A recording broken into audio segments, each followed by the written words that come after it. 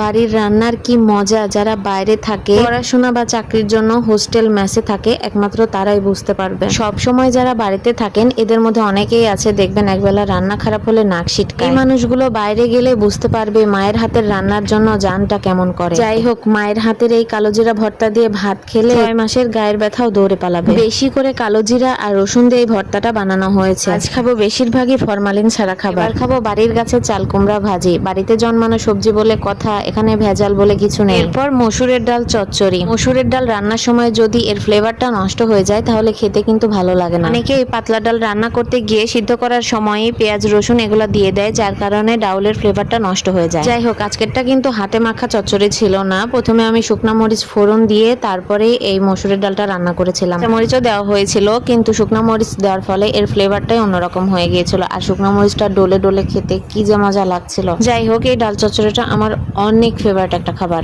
এরপর খেলাম গরুর মাংস দিয়ে। কয়েকদিন ধরে জাল দিতে দিতে গরুর মাংসটা একটু ঘন আর কালো কালো হয়ে গেছিল, যার কারণে খেতে অনেক মজা ছিল। অনেকেই গরুর চর্বি, ফ্যাপসা, কলিজা এগুলো খায় না, আমার কাছে আবার এগুলাই বেশি ভালো লাগে। সবশেষে একটা কথা আবারও বলি, আপনি যদি যাই খান না কেন তৃপ্তি নিয়ে খেতে পারেন তাহলে আপনি পৃথিবীর মধ্যে অন্যতম সুখী একজন মানুষ। শরীর সুস্থ রাখতে সবাই নিয়মিত খাবার খাবেন এবং অবশ্যই স্বাস্থ্যসম্মত খাবার খাবেন। আমার ভিডিওটি যদি ভালো লাগে তাহলে অবশ্যই লাইক, কমেন্ট, শেয়ার এবং সাবস্ক্রাইব করে পাশে থাকবেন।